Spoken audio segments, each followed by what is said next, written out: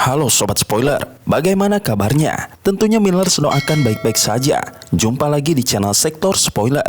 Pada video kali ini, Millers akan bahas kelanjutan cerita dari Donghua series Swallowed Star episode 179. Sedikit disclaimer, alur cerita dari Donghua ini terdapat perbedaan cerita dan penyesuaian dari novel ke video Donghua aslinya. Untuk itu, jika ada perbedaan alur cerita, tokoh ataupun latar tempatnya, harap dimaklumi. Tanpa berlama-lama lagi, langsung saja kita gas ke ceritanya. Di episode sebelumnya, Luo Feng memanfaatkan kesempatan untuk berburu harta dan memperkuat diri di bintang Wulong. Selama puluhan tahun, ia berhasil mengumpulkan pecahan logam langka untuk membentuk zirah perak legendaris dan memperkuat pasukan serangga lapis baja yang mengerikan. Zirah ini meningkatkan kekuatannya berkali lipat, terutama saat dikenakan pada binatang bertanduk emas peliharaannya.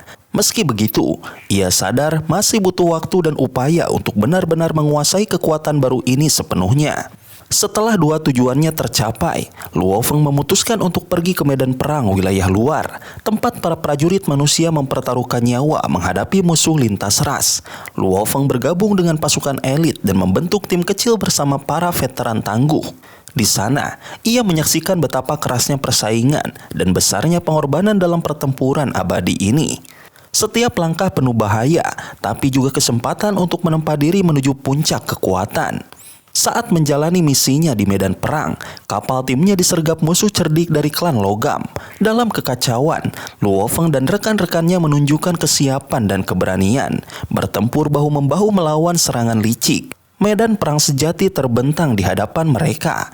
Tempat hanya yang terkuat yang mampu bertahan. Dengan tekad membara, Luo Feng melangkah maju, berusaha mengukir namanya di sejarah pertempuran alam semesta. Di episode selanjutnya, Luo Feng dan rekan-rekannya meluncur keluar dari ruang istirahat, menyongsong gelapnya ruang angkasa yang masih bergetar oleh sisa ledakan. Bangkai kapal mereka terapung tak berdaya di antara bintang, tapi tak tampak musuh di sekitarnya. Taiwo tetap tenang dalam kekacauan itu, menyimpan ruang istirahat logam F9 ke dalam cincin dunianya, satu-satunya yang tersisa dari kapal mereka yang hancur. Bagi Taiwo, kapal itu sudah tak ada artinya lagi. Yang terpenting kini adalah bertahan. Tim mulai bergerak menembus angkasa, siaga penuh menghadapi kemungkinan serangan. Tapi tak butuh waktu lama sebelum bahaya datang. 9 titik cahaya di kejauhan menyatu menjadi kubah peti raksasa, menjebak mereka dalam sangkar listrik berdiameter lebih dari 100 juta kilometer. Ular-ular petir melingkar, menutupi celah pelarian. Ini bukan jebakan sembarangan, melainkan strategi mahal dan mematikan buatan pasukan robot tingkat tinggi. Dipimpin Taiwo, mereka berusaha menerobos perangkap itu. Boneka-boneka raksasa setinggi 12 meter muncul dari 9 penjuru, mengepung mereka. Formasi mematikan ini jelas dirancang untuk menghabisi prajurit sekuat mereka. Dalam satu komando, tim melancarkan serangan serempak. Palu menghantam, roda cahaya menebas, dan domain abadi menyerang titik lemah sangkar petir. Dengan susah payah, mereka meruntuhkan jaring maut itu, meski Taiwo harus mengerahkan seluruh tenaganya untuk menahan serangan balik. Namun, masalah baru muncul. 3 pasukan boneka guntur, masing-masing 100.000 unit, kini mengepung mereka. 6 pasukan lain datang menutup celah terakhir, membuat mereka terperangkap sepenuhnya. Di balik semua itu, Palati, otomat perancang jebakan, memantau dari reruntuhan kapal sambil tersenyum puas. Pertempuran besar di lautan bintang telah dimulai, dan hanya yang terkuat yang akan bertahan. Gelombang sejuta boneka guntur menyerbu tim kecil itu, menciptakan pemandangan mengerikan di ruang angkasa. Rock tertegun, tetapi Hammer tampil sebagai perisai hidup. Ia menahan serangan dengan perisainya. Palunya meremukan mesin di dalam boneka, meski paduan luar mereka tetap utuh. Dengan kekuatan dan pengalaman, Hammer menunjukkan cara menghadapi raksasa logam itu. Luo Feng dan Rock segera menyesuaikan taktik. Mereka tak lagi mencoba merusak paduan luar boneka, tapi menyerang titik vital di dalamnya. Serangan mereka membuat banyak boneka tumbang tak berdaya. Tornado berputar seperti angin ribut, menebas boneka-boneka itu. Sementara Wei, sang ilusionis, mengayunkan tongkat emas raksasanya, menjatuhkan boneka-boneka dengan hantaman keras. Kekuatan Luo Feng makin menonjol di medan tempur. Dengan persenjataan Nansen, ia mengayunkan pilar emas raksasa, meremukkan puluhan boneka dalam sekali serang. Para veteran mulai terkesima melihat betapa hebatnya kemampuan Luo Feng, menyadari bahwa kekuatannya mungkin sudah mencapai puncak seni bela diri yang ia kuasai. Sementara pertempuran berkecamuk, bocah racun memanfaatkan kesempatan mengumpulkan bangkai boneka, memerintahkan tanaman merambatnya untuk mengikat dan menarik mereka ke cincin dunianya. Paduan logam boneka itu sangat berharga, setara dengan kapal perang jika dikumpulkan dalam jumlah besar. Tapi rencana ini tak membuat Palati gentar. Ia menyiapkan tahap pamungkas serangannya. 3.000 boneka inti berlapis logam ungu F8 muncul, mengepung Taiwo dan menghujaninya dengan serangan petir bertubi-tubi. Boneka-boneka itu jauh lebih tangguh, sulit dihancurkan hanya dengan satu pukulan. Sementara itu, 800 boneka lainnya mulai menarget anggota tim satu persatu, membuat pertempuran semakin sengit. Seluruh veteran mengerahkan kemampuan pamungkas mereka untuk bertahan. Meskipun pertahanan boneka kelas F luar biasa kuat, serangan mereka sebenarnya bergantung sepenuhnya pada energi neraka guntur yang mereka serap. Tanpa pasokan energi ini, mereka hanyalah bongkahan logam tak bernyawa. Namun, selama ada boneka kelas E yang menyalurkan energi, mereka tetap menjadi ancaman mematikan, masing-masing setara dengan kekuatan seorang jenderal penguasa sektor. Taiwo berjuang keras, tubuhnya bergerak cepat menghindari serangan bertubi-tubi. Sesekali, pukulan kuatnya menghancurkan beberapa boneka, namun jumlah mereka seolah tak berkurang. Selalu ada 2.000 lebih yang mengepungnya kembali. Sementara itu, bocah racun memanfaatkan tanaman merambat hijau gelap yang keluar dari armornya. Tanaman-tanaman itu melilit dan menyapu boneka-boneka normal, menghambat aliran energi menuju boneka kelas F, membuat serangan mereka berkurang daya rusaknya. Di sisi lain medan perang, Luo Feng berdiri gagah di atas pesawat ulang-alik awan gelap dengan persenjataan Nansen bentuk 9. Ia bergerak bagaikan iblis, muncul dan lenyap di celah-celah ruang angkasa. Bila emas itu menghantam boneka kelas F1 demi satu, mengirim mereka terlempar jauh dengan kecepatan luar biasa. Dalam sekejap mata, puluhan boneka tumbang di hadapannya. Kecepatannya melampaui para pejuang abadi biasa, menjadikannya ujung tombak tim. Dengan cepat, Luo Feng menyelamatkan rekan-rekannya yang mulai kewalahan. Wanita iblis yang kelelahan segera disimpan dalam cincin dunianya. Tak lama kemudian, Wei sang ilusionis dan Hammer sang petarung gagah juga diamankan. Satu demi satu, para anggota tim menghilang ke dalam cincin dunia Luo Feng, hingga hanya tersisa Taiwo, bocah racun, Madwu, dan Luo Feng sendiri yang masih bertempur di medan laga.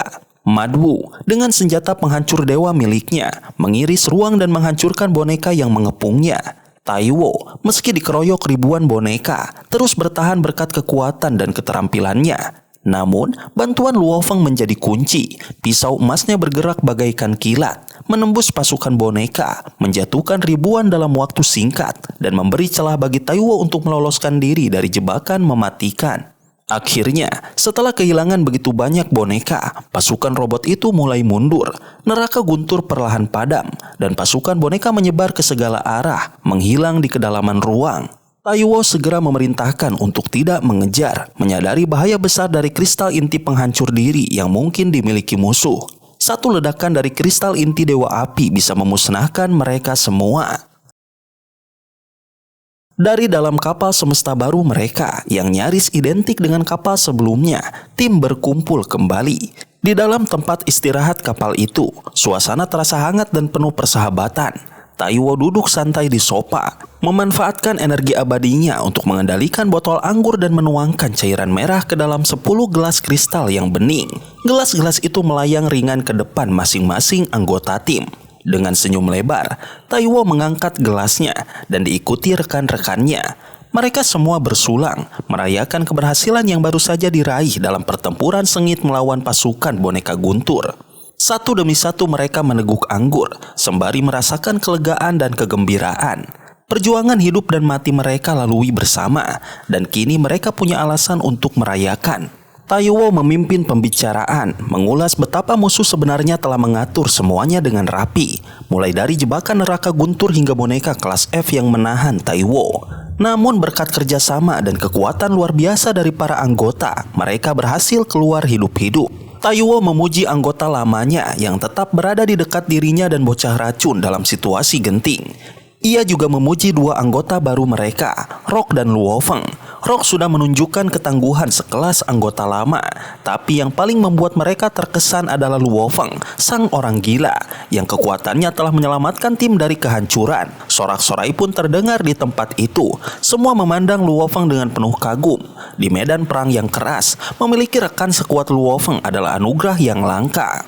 Bocah racun, ahli kimia tim, mengakui bahwa berkat Luo Feng, ia tak perlu mengorbankan ramuan berharganya. Ramuan yang satu harganya bisa mencapai 80 elemen campuran, dan kini tersimpan utuh. Bocah racun itu tersenyum lebar pada Luo Feng, yang membalas dengan anggukan penuh hormat. Bagi Luo Feng, kemampuan bocah racun yang bisa menciptakan ramuan khusus dan memelihara bentuk kehidupan tanaman adalah sesuatu yang luar biasa. Perbincangan pun berlanjut, membahas peringkat kekuatan di antara mereka. Dengan kekuatan yang telah diperlihatkannya, Luo Feng kini dianggap sebagai yang terkuat ketiga dalam tim setelah Taiwo dan bocah racun.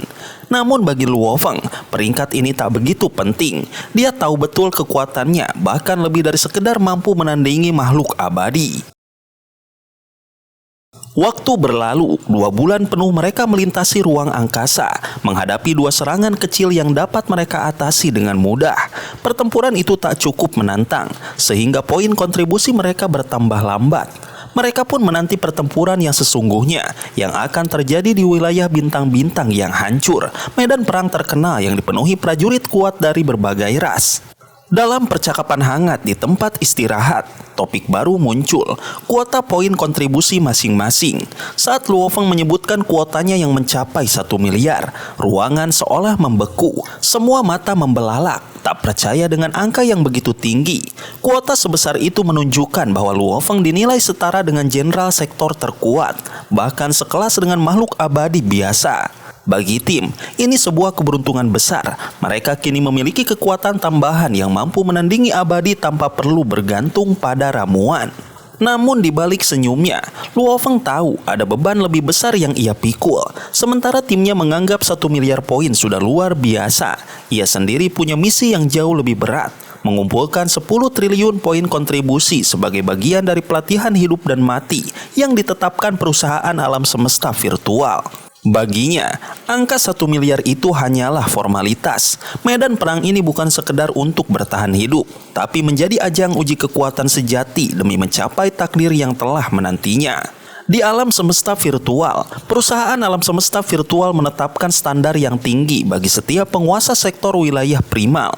Luo Feng yang telah melewati gunung langit penguasa domain dan meraih 3 miliar poin sebagai hadiah juga menjadi murid langsung dari pemimpin kota kekacauan utama. Hal ini membuat ekspektasi terhadap dirinya jauh melampaui penguasa sektor lainnya. Perusahaan bahkan menetapkan kuota 10 triliun poin kontribusi baginya, angka yang luar biasa dan dirumuskan setelah pertimbangan matang. Waktu terus berlalu, hingga tibalah saat ketika kapal S9 yang mereka tumpangi mendekati tujuan, hanya berjarak setengah hari perjalanan lagi. Taiwo memandang serius 9 jenderal sektor di hadapannya. Dengan tenang, ia mulai menjelaskan pada 2 anggota baru mereka, Luo Feng dan Rock, tentang medan pertempuran yang akan mereka masuki, bintang-bintang yang hancur. Sebuah wilayah terkenal penuh bahaya, tempat di mana pertempuran sengit terjadi dan strategi menjadi kunci utama untuk bertahan hidup. Luo Feng mendengarkan dengan penuh konsentrasi, menyadari bahwa satu kesalahan kecil saja bisa berujung pada kematian, betapapun kuatnya dirinya. Taiwo memaparkan bahwa di wilayah ini terdapat 2 bentuk utama pertempuran. Pertempuran tentara besar yang dipimpin oleh makhluk-makhluk abadi, dan pertempuran kecil antar tim elit seperti mereka. Tim mereka sendiri merupakan tim elit penguasa sektor yang jumlahnya kecil, namun kekuatannya setara pasukan besar. Karena luasnya medan perang, mereka punya keleluasaan untuk menghindari musuh yang lebih kuat dan hanya memilih pertempuran yang menguntungkan. Target mereka adalah sistem bintang hancur, medan tempur legendaris yang dipenuhi pecahan planet hasil perang triliunan tahun lalu. Fragmen-fragmen itu, yang dulunya adalah planet raksasa, kini tersebar dalam diameter 0,8 tahun cahaya dan menjadi sarang prajurit dari berbagai ras. Setibanya di bintang-bintang yang hancur, pemandangan terlihat begitu menggetarkan. Fragmen-fragmen planet mengapung tanpa henti. Setiap sudut ruang dipenuhi pecahan-pecahan besar dan kecil, menciptakan landscape medan perang yang menyeramkan. Energi pertempuran yang tak terhitung jumlahnya memenuhi udara. Jejak dari para prajurit yang gugur selama triliunan tahun. Luo Feng dapat merasakan aura mematikan yang menguar dari setiap sudut. Mereka segera menemukan sebuah fragmen besar dengan gua bekas markas tim lain dan memutuskan mendirikan tempat istirahat di sana, memanfaatkan gua itu sebagai perlindungan alami. Di dalam markas sementara mereka, suasana menjadi lebih tenang. Taiwo mengatur rencana komunikasi dengan sekutu yang berada dalam radius 1 miliar kilometer. Aliansi pun terbentuk antara tim mereka, tim elit manusia lain, dan tim sekutu dari ras sahabat. Hal ini meningkatkan peluang mereka untuk bertahan dan melawan serangan musuh di wilayah berbahaya itu. Sementara anggota lain mulai beristirahat dan menenangkan diri. Luo Feng duduk termenung. Ia merenungkan beban tugasnya. Kuota 1 miliar poin dari tentara dan 10 triliun poin dari perusahaan alam semesta virtual. Ia tahu untuk saat ini ia harus belajar dan bertahan bersama tim hingga ia cukup berpengalaman untuk berjuang sendiri. Luo Feng sadar bahwa kekuatannya yang sesungguhnya belum boleh ia ungkap sepenuhnya. Terlalu banyak mata yang mengawasi, dan jika rahasianya terbongkar, nyawanya bisa menjadi incaran banyak pihak. Nanti, saat ia telah menguasai medan perang, barulah ia bisa bergerak mandiri, memanfaatkan kekuatan sejatinya untuk memburu musuh, berpindah-pindah lokasi, dan menyelesaikan misinya tanpa mengundang bahaya berlebih. Malam itu, dengan tekad membara di dada, ia bersiap menghadapi hari esok, hari di mana pertempuran nyata di bintang-bintang yang hancur akan dimulai. Bersama sekutunya, mereka akan membuktikan bahwa di medan perang ganas ini, mereka bukan hanya bertahan, tetapi juga berburu kemenangan. Hari berikutnya, Taiwo memanggil seluruh anggota untuk berkumpul. Ini adalah misi pertama mereka sejak tiba di bintang-bintang yang hancur, dan semua anggota, baik yang lama maupun yang baru, harus siap. Kapten mengingatkan bahwa anggota baru cukup mengikuti bagaimana reaksi anggota lama saat menghadapi situasi genting. Tim pun meninggalkan sarang mereka dan mulai melaju dengan kapal kelas C9. Meskipun kapal ini murah dan sederhana, Taiwo memilihnya karena sifatnya yang mudah diganti jika hancur dalam pertempuran.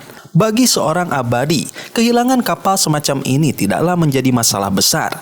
Dengan perangkat pemindai canggih yang bernilai sangat mahal, mereka melintasi ruang penuh pecahan bintang sambil waspada terhadap sinyal musuh. Hari pertama mereka relatif aman karena sebagian besar masih berada di wilayah yang dikuasai sekutu. Namun, pada hari kedua, suasana berubah. Perangkat pemindai mereka mendeteksi riak 6 prajurit abadi berkumpul. Tim segera mengubah arah dan menjauh karena mereka sadar satu tim abadi tingkat tinggi mampu memusnahkan mereka dalam sekejap. Setelah beberapa kali lolos dari situasi berbahaya, mereka akhirnya mendeteksi target yang lebih sepadan, 5 penguasa sektor dari ras lain yang bersembunyi di dalam sebuah fragmen besar. Tim segera bergerak mendekat dengan hati-hati. Melalui proyeksi holografis, Taiwo menampilkan citra 5 musuh mereka. Mereka adalah anggota ras Lechuan, makhluk raksasa dengan tubuh bersisik hijau, kaki bercakar, dan ekor panjang, dikenal sebagai penguasa petir yang tangguh. Pengalaman tempur para anggota lama membuat mereka waspada, namun tetap percaya diri. Luo Feng memanfaatkan pengetahuannya untuk mengenali kelemahan mereka. Meskipun ras Lechuan unggul secara alami dalam hukum petir, jumlah mereka sangat sedikit sehingga kekuatan kolektifnya tak sebanding dengan umat manusia. Dengan strategi matang, kapal perlahan berhenti pada jarak aman. Seluruh anggota tim keluar diam-diam, mengendap-endap di ruang hampa menuju lokasi musuh. Dalam diam, mereka menembus ruang di sekitar fragmen tempat para penguasa sektor Lechuan bersembunyi. Bersiap untuk melancarkan serangan mendadak yang akan menentukan nasib mereka di medan perang berbahaya ini. Sobat spoiler, itulah spoiler dari Donghua series Swallowed Star episode 179. Tentunya spoiler ini tidak akan sama persis dengan episode sesungguhnya. Maka dari itu, jika ada kesalahan dalam kata ataupun istilah, serta kekurangan atau kelebihan durasi, harap dimaklumi. Dan jangan lupa untuk mendukung channel ini terus berkembang dengan cara like, share, dan subscribe supaya kalian gak ketinggalan update terbaru dari channel ini. Terima kasih banyak sudah menonton video ini sampai akhir Sobat Spoiler. Kritik dan saran positifnya silahkan di komentar. Sampai ketemu lagi di video berikutnya. Tetap semangat dan sampai jumpa.